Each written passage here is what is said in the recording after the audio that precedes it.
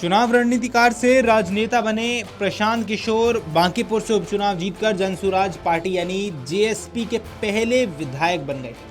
मतगणना के दौरान कई राउंड में बढ़त बढ़ाकर एक तरह से एक तरफा चुनाव जीते प्रशांत किशोर ने भारतीय जनता पार्टी यानी बीजेपी के अध्यक्ष नितिन नवीन के घर और गढ़ बांकीपुर में भाजपा के उम्मीदवार नीरज सिन्हा को हरा दिया।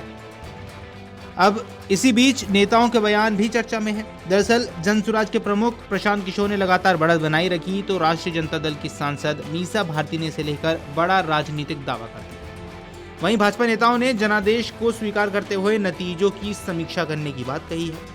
राष्ट्रीय जनता दल की सांसद मीसा भारती ने कहा कि भाजपा उम्मीदवार हार गया, लेकिन अगर प्रशांत किशोर जीतते हैं तो ये एक तरह से ये भाजपा की ही जीत है।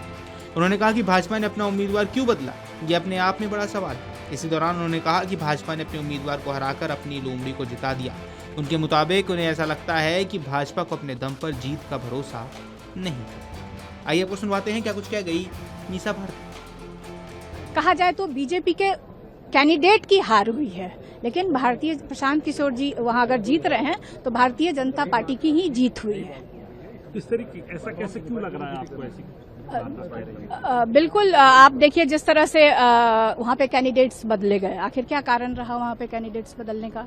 कहीं ना कहीं देखिए वो ये एक बीजेपी खुद अकेले मतलब जीत नहीं सकती थी शायद, इसलिए प्रशांत किशोर को उन लोगों ने आगे किया। प्रशांत किशोर ने बांकीपुर की जनता को बहुत सारे वादे किए और ऐसे ऐसे वादे किए हैं कि मैं चैनल पे आपको बता भी नहीं सकती है, जो कि असंभव है।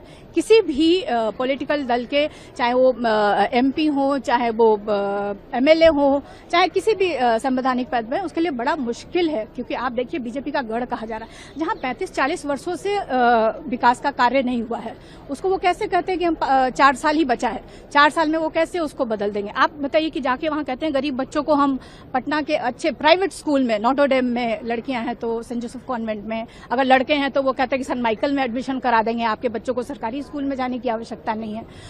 तो लोगों को लगा कि शायद ये बात कह रहे हैं, तो और उनका जो नॉमिनेशन उन्होंने फाइल किया है तो एफिडेविट में उन्होंने अपनी अथाह संपत्ति दिखाई है, तो लोगों को लगा कि शायद चलो जो सरकार के फंड से ना होगा, शायद ये अपने घर से लगा करके हमारी बच्चों के भविष्य के लिए और हमारे लिए नाले हैं, गलियां हैं, जो अब अभी थोड़ी बारिश हो जाए, अगर वहाँ 4-5 घंटे बाकी पटना बारिश हो जाए तो बांकीपुर में नाव चलने लगता है।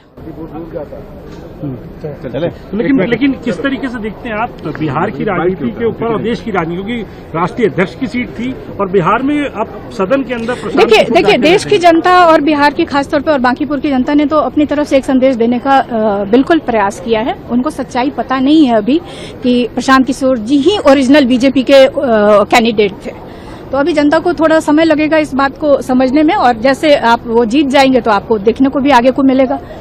अगर आप ये वीडियो YouTube पर देख रहे हैं तो हमारे चैनल को सब्सक्राइब कर बेल आइकन दबाएं, और Facebook पर देख रहे हैं तो हमारे पेज को लाइक करें।